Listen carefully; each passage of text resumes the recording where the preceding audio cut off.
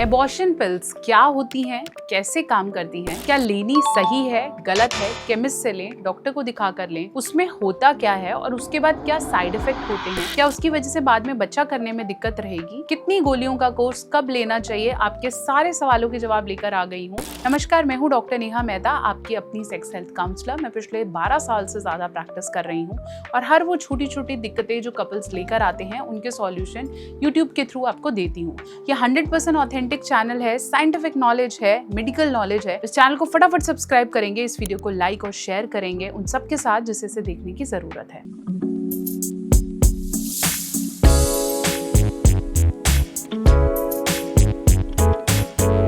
तो चलिए हम बात कर रहे थे एबॉर्शन पिल्स की। एबॉर्शन पिल्स एक ऐसी पिल्स हैं जिसके अंदर हॉर्मोन्स हैं जिसकी वजह से आप अपनी ठहरी हुई गर्भ को गिरा सकते हैं।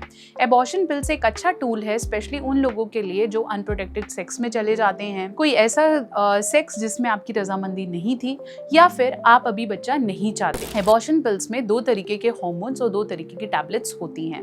ये आपको 8 से 9 वीक्स की प्रेगनेंसी में ही लेनी जरूरी है, मतलब 1 महीने के अंदर अंदर। अगर आपने अपनी प्रेगनेंसी को 3 या 4 महीने तक डिले कर दिया है तो एबॉर्शन पिल्स काम नहीं करती, चाहे आप इसे ले लें। जैसे ही आपको पता चले कि आपके फर्स्ट पीरियड्स नहीं आए हैं या आपने अनप्रोटेक्टेड सेक्स किया है और आपको बॉडी में चेंजेस महसूस होने लगे हैं तो एबॉर्शन पिल्स आपका साथी हो सकती हैं। अब समझेंगे कि एबॉर्शन पिल्स में होता क्या है।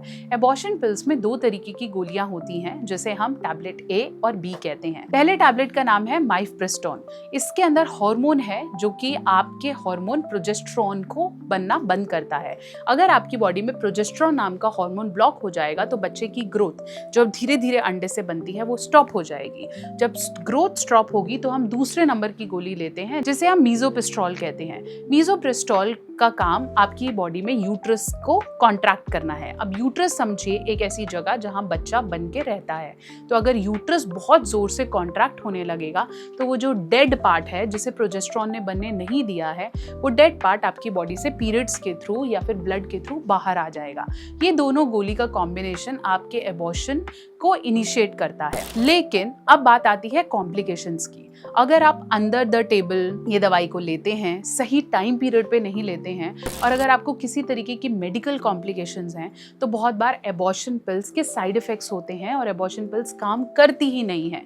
साइड इफेक्ट्स जैसे बच्चा गिरा ही नहीं, या फिर एक्सेसिवली पीरियड्स आना, या फिर पीरियड्स बहुत ज़्यादा डिले हो जाना, या फिर बच्चा बन के बाहर आना था या डेड बेबी का पार्ट जो बाहर आना था वो आपकी बॉडी के अंदर ही रह गया, जिसकी वजह से अच्छे से क्लीन ना होने के कारण बॉडी में बहुत ज़्यादा इन्फेक्शन हो जाता है। इसलिए एबॉर्शन पिल्स आपका साथी तो हैं, अफोर्डेबल भी हैं, आपको 1200-1300 में ये पिल्स मिल जाएंगी, लेकिन बिना गायनेकोलॉजिस्ट के प्रिस्क्रिप्शन के ये दवाइयाँ लेना एब्सोल्युटली रॉन्ग है, क्योंकि आपकी बॉडी में क्या मेडिकल कॉम्प्लिकेशंस हो सकती हैं आपको उसका अंदाज़ा भी नहीं है।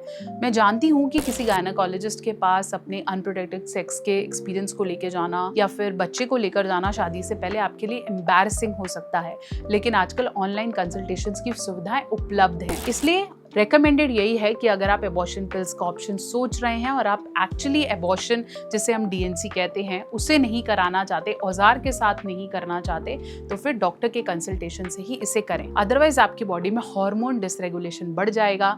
कई लोग बार बार एबॉर्शन पिल्स को लेते हैं जिसकी वजह से आगे फर्टिलिटी के इश्यूज भी बढ़ जाते हैं। ये चीज़ हमारी सहूलियत के लिए है, लेकिन इसका अंधा इस्तेमाल करना डेफिनेटली फीमेल बॉडी को हार्म करता है।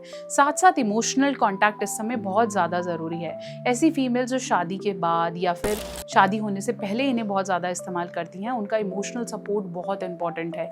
ऐसे समय पे हमारी बॉडी में हार्मोन की चेंजेस हैं और हमें बहुत सारे मूड स्विंग्स या फिर पेन्स या फिर बहुत ज़्यादा रोना आ सकता है। ऐसे समय पे पार्टनर का सपोर्ट बहुत इंपॉर्टेंट है। कोशिश करें कि हमेशा कॉन्डम के साथ ही आप अपने पार्टनर के साथ इन्वॉल्व हों अगर आप बच्चा नहीं चाहते, और अगर हो भी गया है तो एक सही गायनेकोलॉजिस्ट से ज़रूर मिले।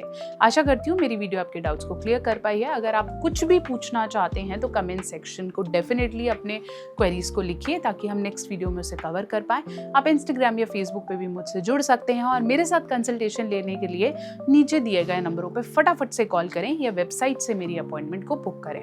आशा करती हूँ कि आपकी क्वेरीज सॉल्व हुई होंगी और घबराइए नहीं, कुछ भी ऊपर नीचे होता है तो डॉक्टर्स की सलाह लीजिए।